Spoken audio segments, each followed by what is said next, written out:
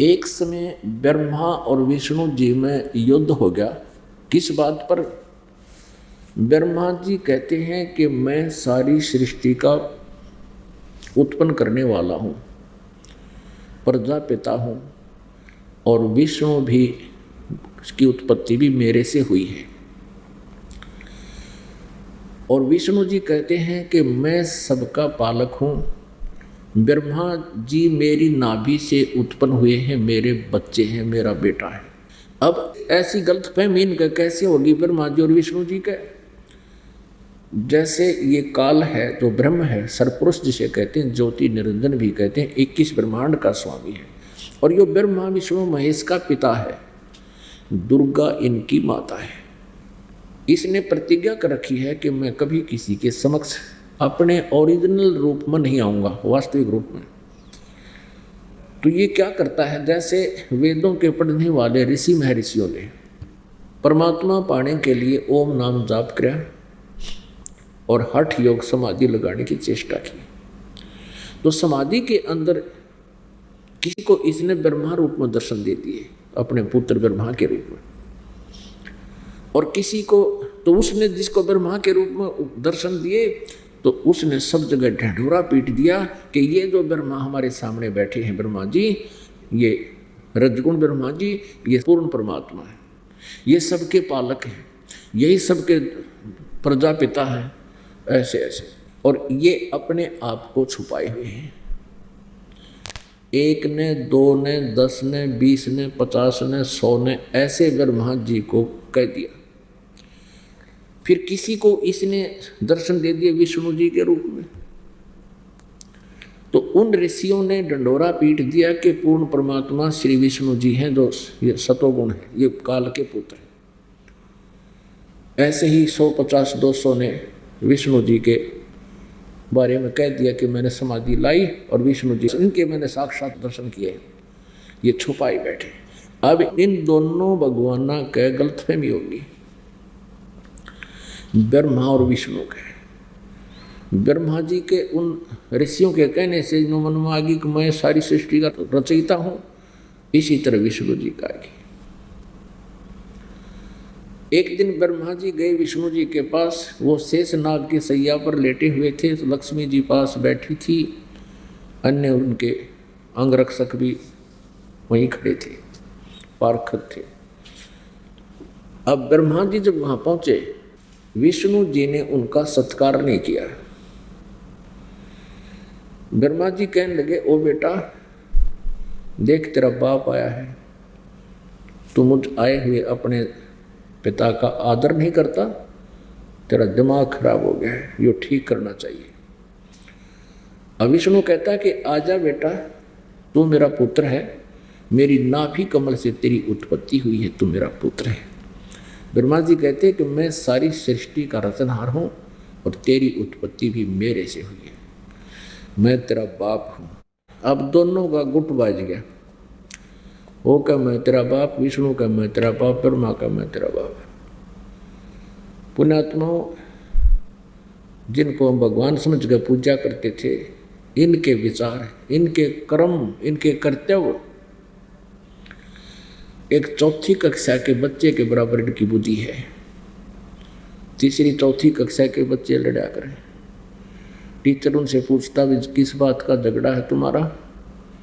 एक कहता जी नो बोला मैं तेरा बाप, वो कहता नहीं जी पहले इसने कहा कि मैं तेरा बाप, और दोनों कुर्ता पड़वा रखा है, खूब एक दूसरे को कूट रखा। इसे थे हमारे भगवान जी नाम समर्थ मान रहे थे, ऐसी इनकी बुद्धि थी। ये देखिएगा, दास नहीं कह रहा, इनका इतिहास कह रहा है। देखिएगा शिव महापुराण हिंदी टीका सहित भाग 1, ये है श्री शिव महापुराण विद्या अवरिधि, पंडित जवाहरलाल प्रसाद जी मिश्र कृत हिंदी टीका सहित, खेमराज श्री कृष्णदास प्रकाशन बम्बई। ये ऐसे ऐसे ये देखिए शिव पुराण 11 पृष्ठ पे विद्वेश्वर संहिता भाग 1 अध्याय 6 में यहाँ से शुरू होता है। नंदी केश्वर बोले, जो शिव जी का वाहन कहलाता है। नंदी केश्वर बोले हे योगिंदर, आगे एक समय विष्णु भगवान शेष शैया पर अपने गरुड़ आदि पार्षदों से संयुक्त लक्ष्मी सहित शयन करते थे, सो लेटे हुए थे। उस समय ब्रह्म ज्ञानियों में श्रेष्ठ, देखिए इनकी अकल, ब्रह्मा को ब्रह्म ज्ञानियों में श्रेष्ठ बताओ है। ब्रह्म ज्ञानियों में श्रेष्ठ ब्रह्मा जी अपनी इच्छा से वहां आए। सब प्रकार सुंदर सेज पर शयन करते हुए कमल लोचन विष्णु जी से पूछने लगे,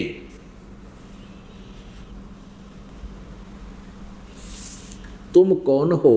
ब्रह्म ज्ञानी ने जो नहीं पता ये कौन है, तुम कौन हो जो मुझे देखकर अभिमानी पुरुष के समान शयन करते हो? हे वत्स, हे पुत्र, उठो, देखो मैं तुम्हारा स्वामी आया हूँ, मालिक आया हूँ, तेरा पिता आया हूँ।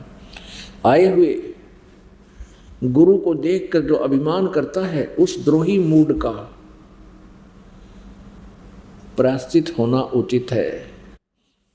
यह सुनकर विष्णु जी के अंतर में तो क्रोध हुआ, अंदर तो छो उठा, गुस्सा हो गया, पर ऊपर नहीं दिखाया, परंतु बाहर से शांत रहे और बोले, हे वत्स, हे बेटा। विष्णु जी बोले ब्रह्मा जी को फिर, हे वत्स, हे पुत्र, तुम्हारा मंगल हो, बैठो इस आसन पर विराजो। इस समय तुम्हारे नेत्र कुटिल और मुख वक्र क्यों हो रहा है, यानी तू नाराज क्यों हो रहा है, टेढ़ा मुंह कर रहा है, लड़ना हो रहा है। ब्रह्मा जी बोले, हे वत्स विष्णु, हे पुत्र बेटा, तुमको समय के प्रभाव से अभिमान है। हे पुत्र, मैं तुम्हारा रक्षक और जगत का पिता मैं हूँ। विष्णु जी बोले, यह तो सब जगत मुझ में स्थित है और तुम चोर के समान किस प्रकार अपना कहते हो? तुम मेरी नाभि कमल से उत्पन्न हुए हो, इससे मेरे पुत्र हो। मुझे पुत्र कहना व्यर्थ है। नंदिकेश्वर बोले, इस प्रकार ब्रह्मा विष्णु दोनों ही रजोगुण से मुक्त होकर विवाद करने लगे। आज देखियो आगे कमाल कर दिया।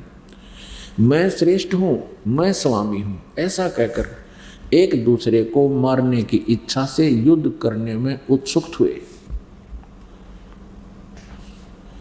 आगे देखो, और तब संपूर्ण देवता ये तो लठ बजाने लग गए, युद्ध शुरू कर दिया। और तब संपूर्ण देवता विमानों में बैठकर उस महाअद्भुत युद्ध देखने को चले और आकाश में उनके ऊपर फूल बरसाने लगे।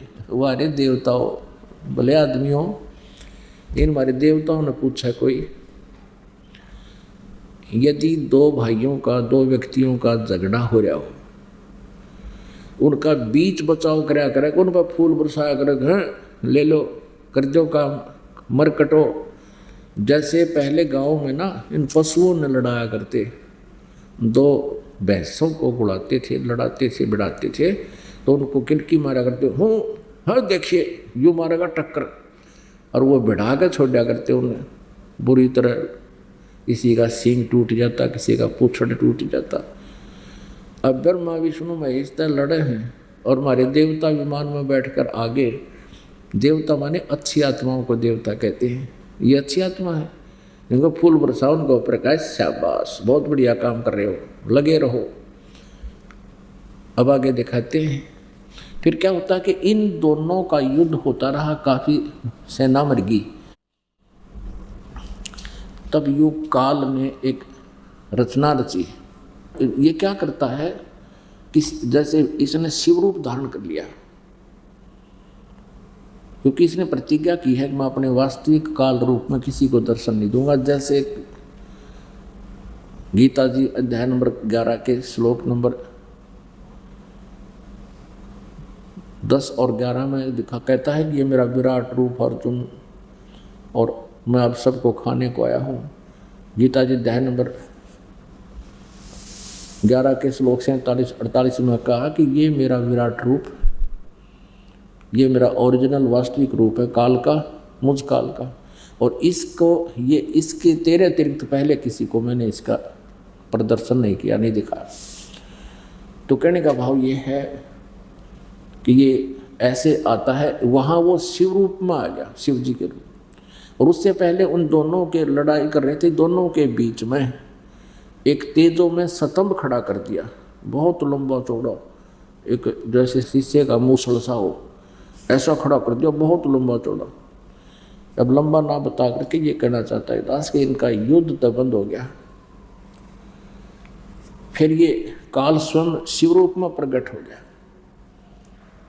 इन दोनों को समझाने लगा कि तुम अपने आप को स्वामी मान बैठे, तुम अपने आप को ईश मानते हो, तुम ईश नहीं हो, तुम प्रभु नहीं हो, तुम मालिक नहीं हो, तुम भगवान नहीं हो। ये देखिएगा, ये है प्रश्न नंबर 17 पर शिव महापुराण विद्वेश्वर संहिता भाग 1 अध्याय 9 पर आ गया। अब नंदीकेश्वर बोले, इस प्रकार भगवान ने, यानी इस काल भगवान ब्रह्म ने शिव रूप में आकर नम्र हुए ब्रह्मा और विष्णु पर अनुग्रह करके उनके युद्ध में जो परस्पर उनकी सेना मारी गई थी, उस सबको अपनी शक्ति से जीवित कर उठाया। फिर आगे बताया है कि और उन दोनों की अज्ञानता और वैर को दूर करने के अर्थ दोनों से कहा, उन दोनों की अज्ञानता और वैर को दूर करने के लिए कहा। अब 30वां श्लोक 9वें अध्याय का, मेरे सकल और निष्कल भेद से 2 स्वरूप हैं, परंतु और ईश्वर नहीं, इस कारण उनके 2 रूप नहीं हो सकते। पहला सतम रूप और पीछे मूर्तिमान रूप धारण किया है, जो कि पहले तो मेरा मूसला था, वो मूसल ओ हमारा रूप, ये मूर्ख बनावा है, और अब ये मेरा मूर्तिमान रूप मैं तुम्हारे सामने हूँ। इसमें ब्रह्म निष्कल है और ईश रूप सगुण है, मैं तुम्हारे सामने खड़ा, ये मेरा ईश रूप है। मेरे ये दोनों रूप सिद्ध हैं, दूसरे किसी के नहीं हो सकते। इस कारण तुम दोनों अथवा दूसरों को ईश्वर तव की प्राप्ति नहीं हो सकती। तुमने जो अज्ञान से अपने को ईश माना, यह बड़ा अद्भुत हुआ। इसके दूर करने को ही मैं रण स्थान में आया हूँ। तुमने जो अज्ञानता से अपने को भगवान मान लिया, यू आर नॉट गॉड, तुम ईश नहीं हो, तुम भगवान नहीं हो, ब्रह्मा और विष्णु को कह रहा काल। अब तुम अपना अभिमान त्याग कर मुझ ईश्वर में अपनी बुद्धि लगाओ। मैं ही परब्रह्म हूँ, देख यू बता रहा है, मेरे ही अकल रूप हैं, ब्रह्म होने से मैं ईश्वर हूँ। अनुग्रह आदिक ही मेरा कर्त है, सर्वव्यापी होने से और जगत के वर्धक होने से मैं ब्रह्म हूँ। हे ब्रह्म केशव, सत्व और व्यापक होने से मैं आत्मा हूँ। मैं इस सब का ईश हूँ, यह मेरा है, मेरे सिवा किसी दूसरे का नहीं है। प्रथम तो ब्रह्म ज्ञान के निमित्त निष्कल ब्रह्म का प्रादुर्भाव हुआ है। अब देखिए आगे क्या कहता है, ये 18 पृष्ठ पर नीचे देखेंगे। हे पुत्रो, ये काल कह रहा है शिव रूप में प्रकट होकर ब्रह्मा और विष्णु को, हे पुत्रो, यह कृत आपने तप से प्राप्त किया है, जो कि सृष्टि उत्पत्ति और पालन कहता है, सो मैंने प्रसन्न होकर तुम्हें दिया है। इसी प्रकार से दूसरे 2 कृत रुद्र और महेश को प्रदान किए हैं। यह सिद्ध हो गया ब्रह्मा विष्णु और महेश से अन्य है जो शिव पुराण का ज्ञान बोल रहा है, वो काल है, परंतु अनुग्रह कृत कोई भी पाने में समर्थ नहीं है। बस इतना ही काफी, हमने यहाँ से इतना ही लेना था। अब प्रसंग ये चल रहा था कि नीमा को जो परमात्मा बालक रूप में स्वयं प्रकट हुए, आप ही मिले आकर के, और नंबर बन गए शिव जी के, और शिव भगवान ने पुत्र दे दिया। तो अपने आत्माओं, ये शिव जी भगवान या ब्रह्मा जी भगवान या विष्णु जी, ये ईश नहीं है। अभी आपने पढ़ लिया, ये हमें केवल हमारा वर्क डन दे सकते हैं, जैसा जिसने कर्म किया उतना ही दे सकते हैं, इसमें कोई परिवर्तन नहीं कर सकते। मासा घटे न तिल बढ़े, विद ना लिखे जो लेख, सच्चा सतगुरु मेट कर ऊपर मारे मेखो। जम जो राजा से डरे, मिटे कर्म के लेख, अदली असल कबीर हैं ये कुल के सतगुरु एक। गरीबदास साहिब जी जिनको परमात्मा मिले वो बता रहे हैं कि मासा घटे ना तिल बधे, विद ना विधाता लिखे जो लेख, यानी प्रारब्ध में कोई परिवर्तन नहीं हो सकता, ना ब्रह्मा जी कर सकते, ना विष्णु जी, ना शिव जी, ना ब्रह्म, ये काल भगवान भी नहीं कर सकता। केवल पूर्ण परमात्मा कबीर देव और उनका जो कृपा पात्र संत, उन्हीं की शक्ति से ये परिवर्तन कर सकता है। तो यहाँ नीमा बड़ी खुशी मना रही है, बहुत खुश होगी पुत्र प्राप्त करके। अब नीरू स्नान करके आया। अच्छा, पुण्यात्माओं ये समस्या आती है क्योंकि हम परमात्मा से अपरिचित हैं, उनकी महिमा से अपरिचित हैं, लेकिन श्रद्धालु होने से हम भगवान से आशा पूरी रखते हैं कि वो हमें कुछ अननेचुरल करके देवे, कोई चमत्कार करे। अब यहाँ कई बार भक्तों के मन में शंका आती रहती है कि कमल के फूल पे नवजात शिशु कैसे रह सकता है, वो कैसे वो कमल का फूल सहन कर सकता है। एक बार ये दास अभी इस झूठे केस में जेल में गया था, वहाँ एक पुलिस कर्मचारी था, वो आ जाते वहाँ बैठ जाते, उनकी ड्यूटी होती थी। तो दास से कहते कुछ चर्चा सुनाओ, हम अपने भगवान कबीर जी के बारे में जानकारी देते हैं। वो सुनता रहता। एक दिन वो अपने आप कह रहा है कि महाराज जी, मैंने एक बथुए का पेड़ इतना बड़ा देखा कि इस जो वो हमारी कैद कोठड़ी ही थी वो अच्छी 10-12 फुट की थी, कि इससे भी ऊपर और इतना मोटा, यानी कम से कम 7-8 इंच डाया उसका पेड़ तना, और ऊपर इतना लंबा 12-13 फुट का इतना ऊंचा बथुए का पेड़ है, और उसे सब्जी ये साग बनाते हैं, और हमारे ही एक जेल कर्मचारी के घर पे है, मैंने देखा। मैंने कहा हो सकता है, कोई बड़ी बात नहीं। वैसे तो बथुए का पौधा ज़्यादा से ज़्यादा 1.5 फुट का हुआ करे, घना हो जाता है 2-2.5 फुट का। हमने देखा, हम भी किसान के घर जन्म है दास का, ज़्यादा से ज़्यादा 2-2.5 फुट का, कोई एक आधा की तो छुपा रहे जब वो जड़ा वो आया करे, और वो 12-13-14 फुट का हमने मान लिया कब से हो सकता है। बात आई गई हुई। एक दिन फिर चर्चा चली, मैंने सुनाई यही कथा कि कबीर जी नीरू नीमा को लहर तारा नामक तालाब में कमल के फूल पर मिले थे। वो कर्मचारी कहने लगा, महाराज हंसा पहले तो, अब देख और आपकी बात मान लूँगा, पर यह बात क्यों कर देते है, इतना बड़ा कमल कैसे हो सकता है कि बच्चे के वजन में उठले कम से कम 4-5 किलो का तो होगा। मैंने उससे कहा हौलदार जी, एक दिन आप कह रहे थे कि मैंने बथुए का इतना बड़ा पेड़ देखा, इस मकान से भी ऊपर है, इस बैरग से भी ऊंचा, इतना अच्छा मोटा तना था उसका। यदि आप किसी और को कहोगे कोई मानेगा? बथुआ मैक्सिमम कितना हो सकता है? 2 फुट का। हाँ बोला हाँ जी, अगर आपको इतना बड़ा देखा, आज मैं ये कहूँ कि नहीं हो सकता, तो एकदम उसकी बुद्धि सेट होगी। अगर जी ठीक हो, जब परमात्मा ने यह अनहोनी कर रखी तेरे सामने कि जो 1.5 फुट मुश्किल से होता है 2 फुट का बथुआ, और 12 फुट लंबा ऊंचा, तो वहाँ परमात्मा ने एक कमल का फूल हिसाब मजबूत बनाने में क्या दिक्कत भाई? ने बोला जी सही कह रहे। आपने सही कहा, मान गया। मैं आप बाहर जाओगे, आऊँगा और उपदेश लूँगा। मैं बोला भाई ये तो गाड़ी में मिलेगा, आ जावे हो, 3 साल हो गए हमने जेल से आया नहीं। लेकिन हमारी बुद्धि जहाँ अड़क जाती है, परमात्मा ऐसे उदाहरण देता है कि परमात्मा के पहचान में आज कोई दिक्कत नहीं आवेगी। अब नीरू ने सोचा कि भी पहले तो हम मुसलमान बना दिए,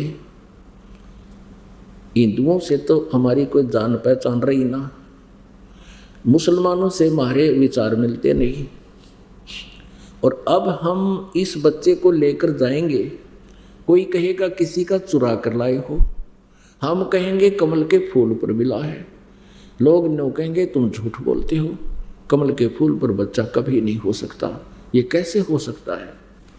उसने अपनी पत्नी से सारी अपने मन की सोच बताई और कहा नीमा इस बालक को यही रख दे, ये बच्चा तो हमारे पास रहेगा नहीं, हमें नगरी से निकाला और मिल जाएगा, हमें जोर देकर पूछेंगे बताओ ये बालक किसका है, कहाँ से लाए हो तुम, हम क्या बताएंगे। नीमा इस बच्चे को यहीं रख दी। अब नीमा को तो परमात्मा ने सम्मोहित कर लिया, उसके कभी मुख को देख रही है, कभी अपने भगवान शिव को अपना मुबारकबाद दे रही है। और नीरू कह रहा तो मेरी बात सुन, मैं क्या कह रहा हूँ। वो कहने लगी जी मैंने सारी सुन ली आपकी बात, लेकिन मैं इस बच्चे को छोड़ नहीं सकती, मैं मर सकती हूँ पर इस बालक ने नहीं छोड़ूंगी, इसने पता नहीं कि जादू कर दिया मेरे, मैं नहीं जी सकती इसके बिना, मुश्किल से भगवान ने दया करी है। नीमा ने कहा कि मैं इस बच्चे के साथ नगरी से निकाला भी ले लूँगी, मैं इसको त्यागूंगी नहीं।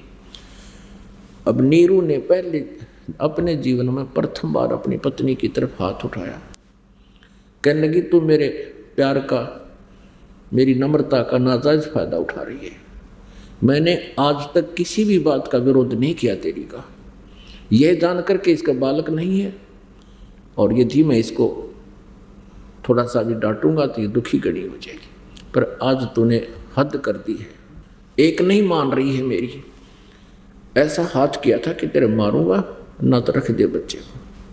तभी परमात्मा उस नीमा की गोदी में बोले कि नीरू तू मुझे घर ले चल, तुझे कोई आपत्ति नहीं आपकी, मैं तुम्हारे लिए आया। अब नीरू डर गया कि छोटे से बालक में कहीं कोई प्रेत ना हो, कोई फरिश्ता ना प्रवेश हो गया हो, चुप कर डर के आगे आगे हो लिया, चल पड़ा। अब नगर में जब लेकर आए, अड़ोसी पड़ोसियों ने पूछा कि ये बच्चा कहाँ से लाए, बहुत सुंदर बालक ये तो, ओहो देखो इसका कितना सुंदर चेहरा है, कितना अच्छा लग रहा है, ये तो कोई कहे तो ब्रह्मा जी जैसा रूप है, कोई कहे विष्णु जी के तुल्य है, कोई कहे शिव जी के जैसा रूप है, कोई देवता, कोई पितर, कोई गण, कुछ कुछ बता रहे हैं। क्योंकि परमात्मा का जो शरीर था वो बहुत ही सुंदर और नूरी शरीर था। नगर के लोग और स्त्री और पुरुष ऐसे देखने आते हैं जो गीत गाते हुए कि नीमा के घर पे एक बालक पाया है, उन्होंने जंगल में पाया है, लहर तारा तालाब में मिला है, कोई प्रशंसा कर रहा है, कोई किसी का नाम ले रहा है। तो आखिर में क्या होता है, बच्चा 25 दिन का हो जाता है, 25 दिन का हो जाता है, लेकिन कुछ भी आहार नहीं करता है।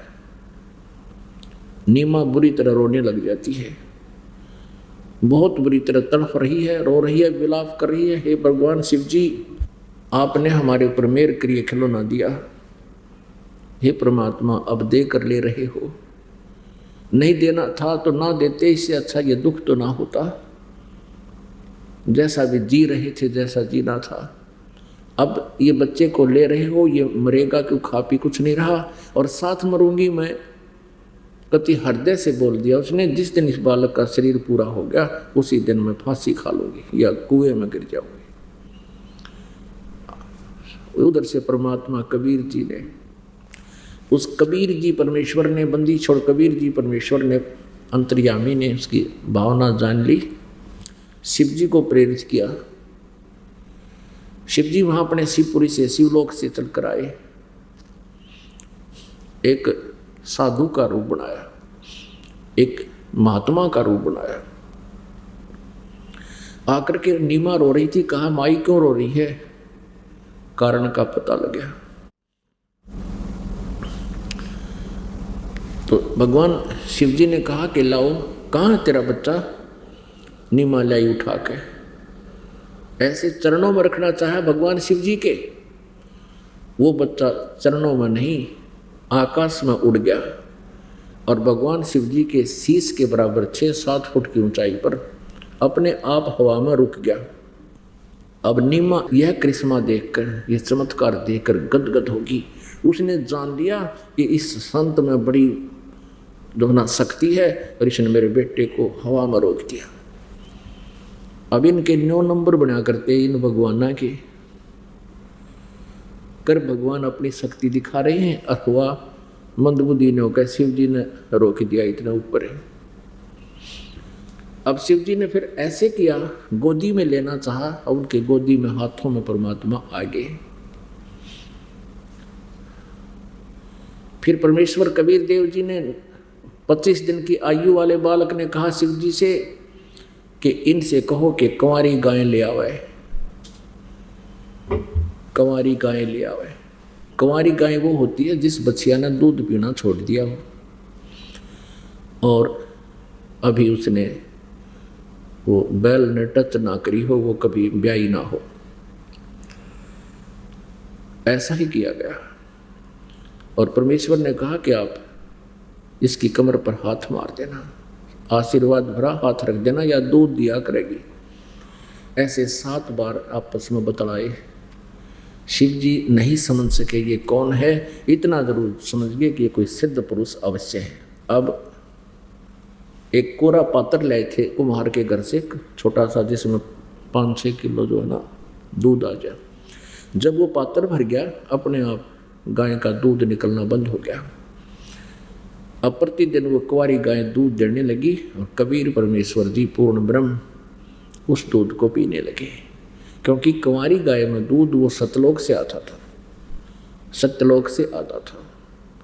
अपने आत्माओं ये लीला कबीर परमेश्वर जी प्रत्येक युग में करते हैं और वेद गवाही देते हैं कि पूर्ण परमात्मा वो परम अक्षर ब्रह्म जब ज्ञान प्रदान करने के लिए पृथ्वी पर आते हैं, वो शिशु रूप धारण करते हैं और शिशु रूप में प्रकट उस अमर परमात्मा की परवरिश की लीला कुंवारी गायों के द्वारा होती है। ये लीला 600 वर्ष पहले की थी परमात्मा ने, जो वेदों में वर्णित है और अभी हमारे नोटिस में तो अब आई है। वो वेदों को हमने अब देखा है 5-7 वर्ष से, उससे पहले हम वेदों से कति अनभिज्ञ थे और वही लीला परमात्मा ने 600 वर्ष पहले कर रखी है। अब आपको दिखाते हैं कबीर सागर। कबीर सागर में कबीर परमेश्वर की महिमा और उनकी अमृत वाणी और लीलाएं 550 वर्ष पहले की लिपिबद्ध। ये देखिएगा पवित्र कबीर सागर। ये है कबीर सागर, संपूर्ण 11 भाग इकट्ठे कर रखे हैं। खेमरा श्री कृष्ण दास प्रकाशन बंबई से प्रकाशित है। कबीर सागर संपूर्ण 11 भाग, खेमरा श्री कृष्ण दास प्रकाशन बंबई से। कबीर सागर प्रथम खंड, कबीर पंथी भारत पथिक स्वामी युगलानंद बिहारी द्वारा प्रचलित। मुद्रक एवं प्रकाशक हैं खेमरा श्री कृष्ण दास, अध्यक्ष श्री वेंकटेश्वर प्रेस, खेमरा श्री कृष्ण दास पार्क बम्बई। अब यहाँ दिखाते हैं इसमें ज्ञान सागर। ये है ज्ञान सागर, प्रथम खंड है ये ज्ञान सागर, पृष्ठ 74 पे।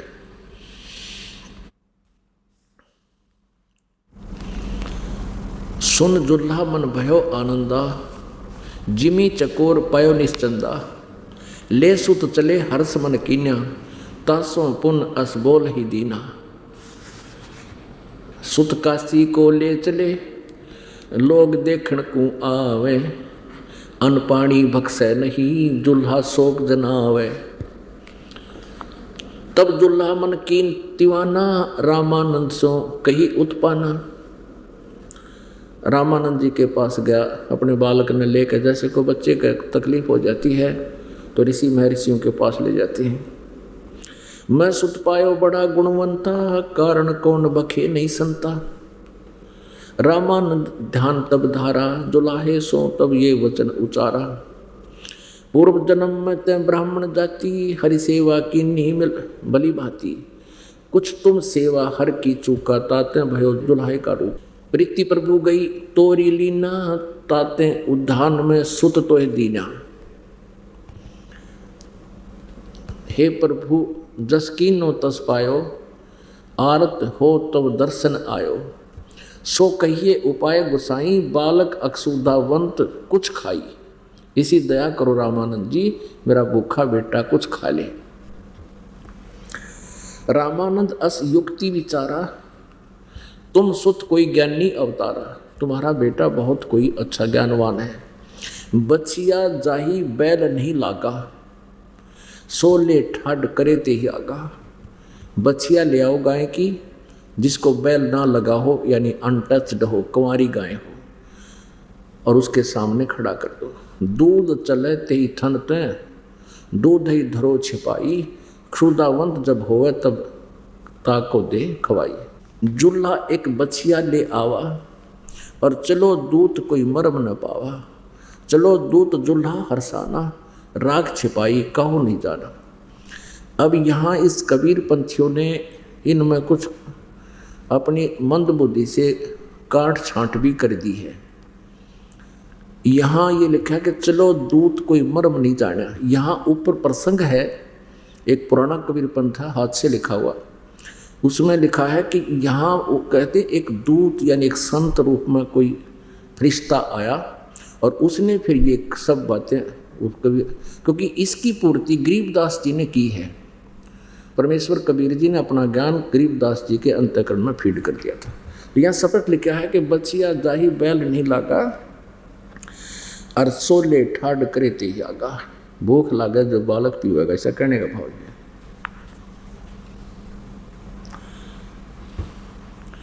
दूध तब पीवत नाम कबीरा, खेलत संग संत संग मत धीरा।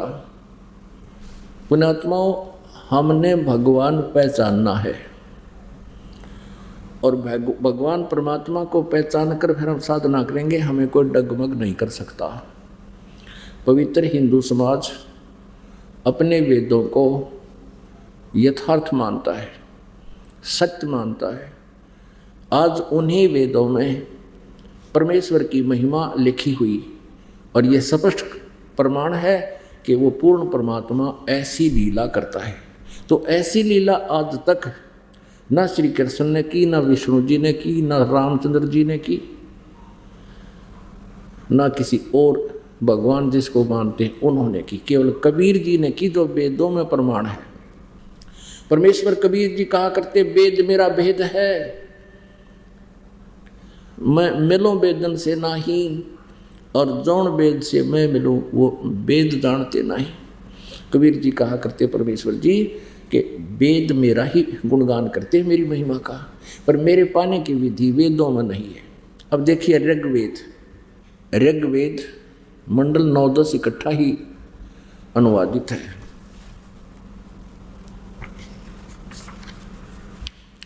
प्रकाशक हैं सार्वदेशिक आर्य प्रतिनिधि सभा, महर्षि दानंद भवन, रामलीला मैदान, नई दिल्ली। इनके फैक्स और फोन नंबर हैं। मुद्रक हैं Prince offset printers, 1510 Pataudi house, Daryaganj, नई दिल्ली से। अब इसके मंडल नंबर 1 में और सूक्त नंबर 1 का मंत्र नंबर 8 और 9 दिखाते हैं। अब यहाँ से शुरू करते हैं इसको। 9वां मंडल ऋग्वेद का, और प्रथम सूक्त और प्रथम ही मंत्र यहाँ से देखिए। यहाँ लिखा है सोम माने हे परमात्मन, सोम स्वभाव वाले परमात्मा। अब इनकी ये जो कमजोरी है ना, जहाँ इन्होंने गड़बड़ की है, वो पहचानने के लिए ये बताना पड़ रहा है। मंत्र नंबर 2 में हे परमात्मन, परमात्मा की महिमा है ना। अब मंत्र नंबर 3 में हे परमात्मन, यानी परमात्मा की महिमा चल रही है सारी है। मंत्र नंबर 4 में, हे परमात्मन। मंत्र नंबर 5 में, हे परमात्मन। अब ऋग्वेद मंडल नंबर 9 सूक्त नंबर 1 के मंत्र हम देख रहे हैं, इन्हीं के अनुवाद में। मंत्र नंबर 6 में, हे परमात्मन। अब मंत्र नंबर 7 में इनका याद आ गया, क्योंकि महर्षि दयानंद के द्वारा अनुवाद नहीं है ये, उन्हीं के पैटर्न से अन्य आर्य समाज के आचार्यों ने किया हुआ इसका अनुवाद है। अब उनका याद आ गया कि वो तो निराकार बताते हैं भगवान को, यहाँ उन्होंने पुरुष लिखना शुरू कर दिया। पुरुष माने प्रभु होता है।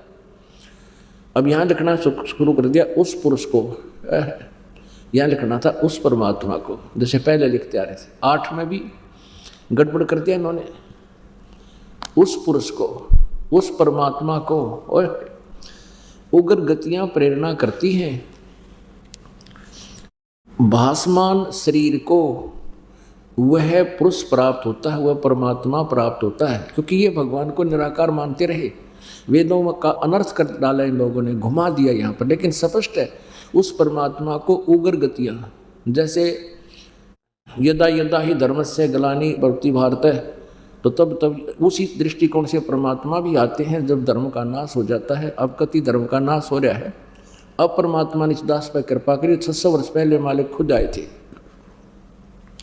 तो उसमें जब आए तो भक्ति का प्रचार कर गए थे। उस परमात्मा को उग्र गतियाँ, विशेष परिस्थितियाँ, भयंकर परिस्थितियाँ प्रेरणा करती हैं यहाँ आने के लिए। और भासमान शरीर को, एक तेजोमय शरीर को, एक सुंदर शरीर को वह परमात्मा प्राप्त होता है। आगे देखिए, ये प्रश्न नंबर 3 पर पढ़ा आपने, 3 पर पढ़ रहे, अब 4 पर देखिएगा। प्रश्न नंबर 4 पर सूक्त नंबर 9 मंत्र मंडल नंबर 1 मंत्र नंबर हम 8वां पढ़ रहे हैं। भासमान शरीर को प्राप्त होता है और जिसमें 3 प्रकार से दूसरों का कल्याण करने वाला, वारण करने वाला शरीर मिलता है। अब परमात्मा का 3 स्थिति है, अब यहाँ फिर बताएंगे क्योंकि साकार है। अब यहाँ फिर आ गया मंडल नंबर 9 सूक्त नंबर 1 मंत्र नंबर 9 में कहा है कि उस सोम स्वभाव वाले श्रद्धालु पुरुष को, यहाँ पुरुष लिखना शुरू कर दिया 2 मंत्र पहले इन नकलिया ने।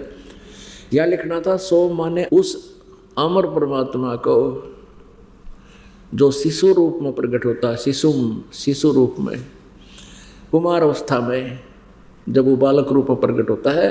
अभी अधन्या, अभी माने पूर्ण रूप से, अधन्या माने कंवारी बिना दनाई। गाय के बारे में हम, हमारे यहाँ क्षेत्रीय भाषा है जो बिना धनाई, और अभी अधन्य पूर्ण रूप से कंवारी।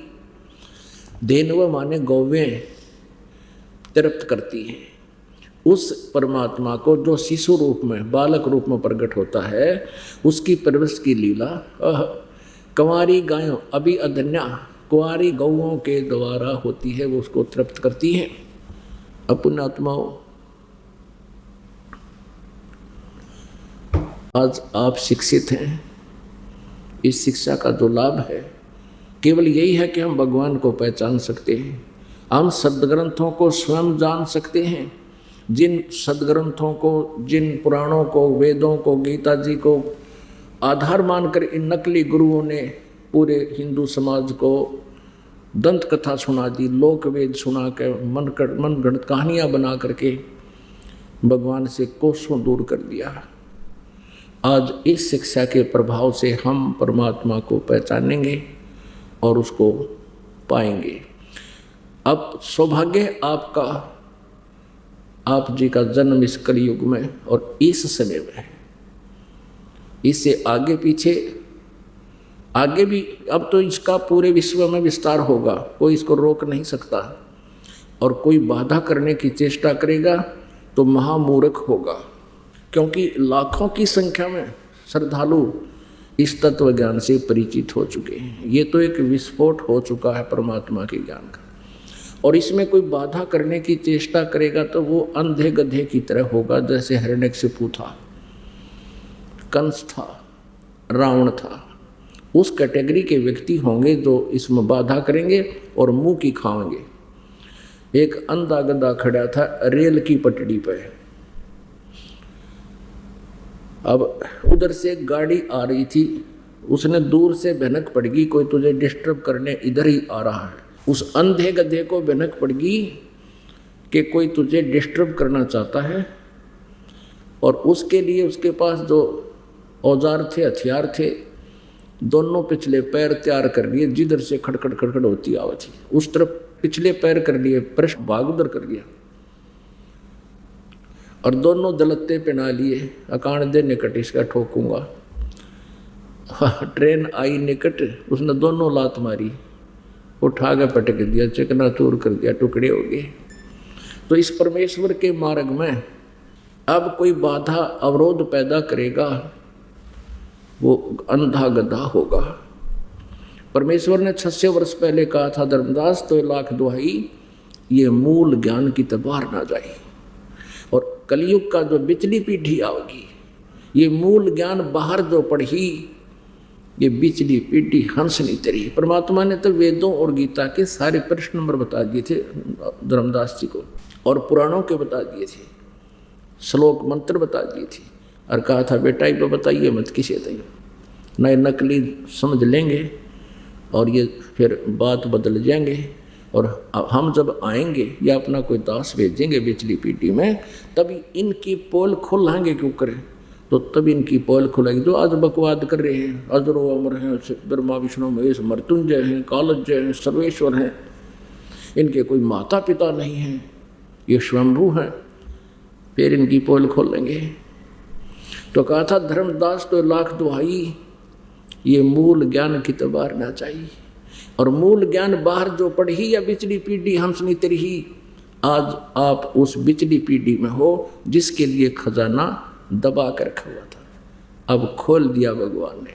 बोलो सतगुरुदेव। ब्रह्म पिता परमात्मा पूर्ण ब्रह्म सर्वश्रेष्ठी रचनहार कबीर साहिब जी,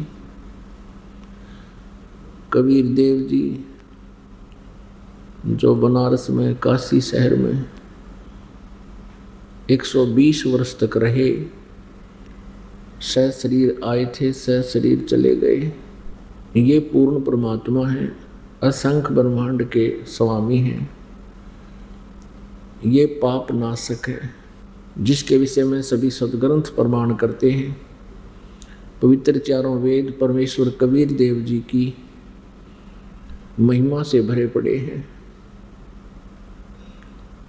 ये परमात्मा पूजा के योग्य है,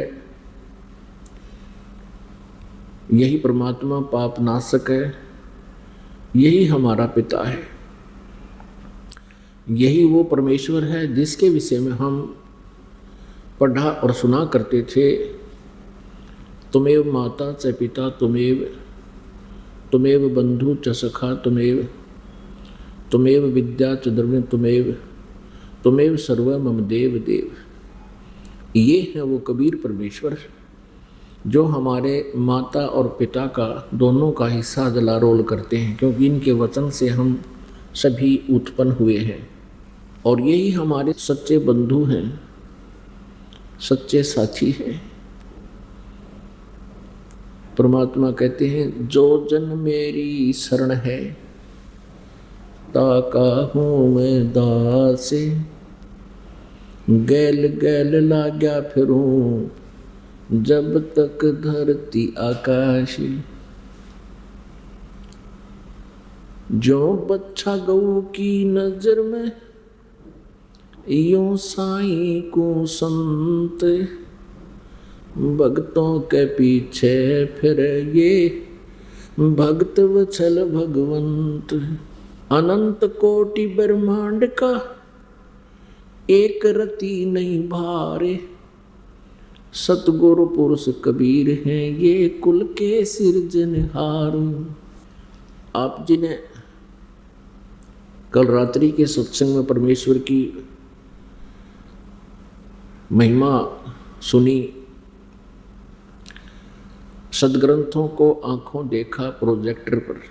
परमेश्वर कबीर देव जी ने अपनी अमृत वाणी में, सच्चिदानंद घन ब्रह्म की वाणी में, यानी कबीर वाणी में, सूक्ष्म वेद में, उस तत्व ज्ञान में कहा है कि वेद मेरा भेद है, मैं मिलूं वेदन से नाही,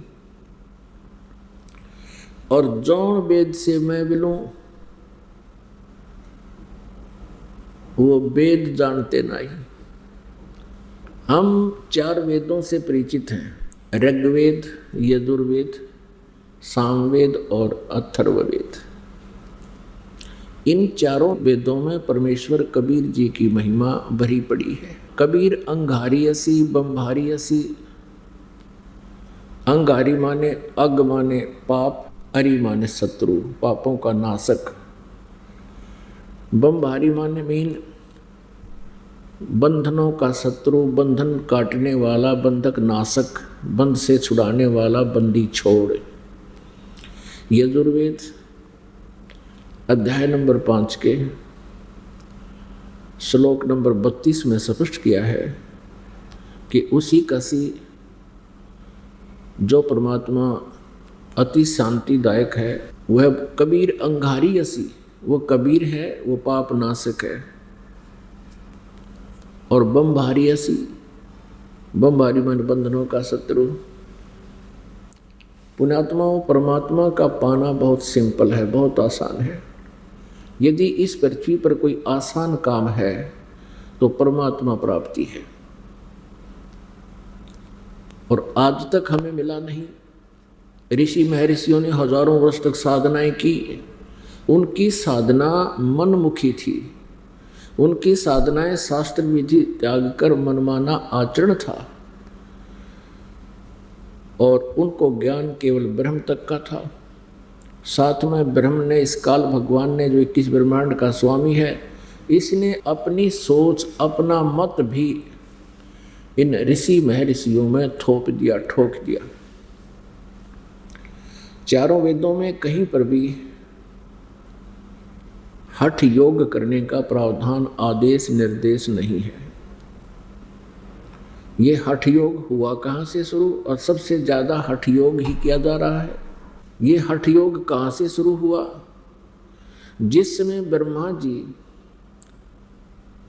कमल के फूल पर रख दिए गए, इनको सचेत कर दिया गया। पहले ये अचेत कर रखे थे, काल भगवान ने, इनके पिता ने, दुर्गा के सहयोग से, इनकी माता के सहयोग से। ब्रह्मा जी कहते हैं श्री देवी पुराण में, अपने पुत्र नारद को सृष्टि रचना सुनाते हैं और अपनी उत्पत्ति भी बताते हैं। ब्रह्मा जी कहते हैं, बेटा नारद, मैं जब कमल के फूल पर बैठा था, मैंने सब जगह जल ही जल देखा, अन्य कोई वस्तु नजर नहीं आवती कमल के अतिरिक्त। उसी समय आकाशवाणी हुई कि तप करो। मैंने 1000 वर्ष तक तप किया। फिर आकाशवाणी हुई कि सृष्टि करो। अब ब्रह्मा जी ने ये आकाशवाणी पूर्ण परमात्मा की मान ली, क्योंकि इनको स्वयं नहीं पता भगवान है कैसा, कौन है, कहाँ रहता है। तो इन्होंने आकाशवाणी हुई तो सोच लिया कि प्रभु ने, परमात्मा ने, पूर्ण परमात्मा का आदेश है, और वो आदेश था इनके पिता ब्रह्म का। फिर ब्रह्मा जी और विष्णु जी और शिव जी को फिर सचेत करके तीनों को इकट्ठा कर दिया। उस ज्योत निरंजन के आदेश से दुर्गा ने इन तीनों पुत्रों को, ब्रह्मा विष्णु महेश जी को, सागर मंथन पर प्रथम बार भेजा, और उधर से काल ने अपने श्वासों से ये 5 वेद समुद्र में छुपा दिए थे। इन्होंने वहाँ सागर मंथन किया तो काल ने 4 वेद तो प्रकट कर दिए, 5वां वेद सूक्ष्म वेद नष्ट कर दिया, जिसमें पूर्ण परमात्मा की विशेष जानकारी और उसके पाने का मेथड था, विधि थी। तो बाद में ब्रह्मा जी ने वेदों को पढ़ा। उससे पहले उनकी माता कहा करती थी ब्रह्मा जी की, विष्णु जी की, शिव जी की, ये पूछते थे, माता हमारा पिता कौन है? तो दुर्गा कहती थी, तुम्हारा कोई पिता नहीं, मेरे से अतिरिक्त कोई प्रभु, कोई स्वामी नहीं, मैं ही सबकी माता हूँ और मैं ही सबका पिता हूँ, मैं ही परमात्मा हूँ। इस बात से बच्चे संतुष्ट थे कि माँ जो कह रही है वो सत्य है। फिर ब्रह्मा जी ने पढ़ा चारों वेदों को, उसमें स्पष्ट किया है कि वेद ज्ञान देने वाला भी, ये ब्रह्म भी कह रहा है कि एक पूर्ण परमात्मा है, उसी की साधना करनी चाहिए। वो साकार है, मनुष्य दृश्य है, और वो तीसरे मुक्ति धाम में रहता है। तब ब्रह्मा ने शंका व्यक्त की कि माता, आप तो कह रहे थे कि और कोई प्रभु है नहीं, वेदों में लिखा कि वो तो परमात्मा साकार है, सदृश्य है, मनुष्य दृश्य है, उसको उसके दर्शन किए जा सकते हैं साधना करने से। अब दुर्गा असमंजस में पड़ गई, क्योंकि दुर्गा ने फिर बताना पड़ा कि बेटा वो परमात्मा निराकार है और वो तुम्हें कभी दिखाई नहीं देगा किसी भी साधना से। ब्रह्मा जी ने कहा कि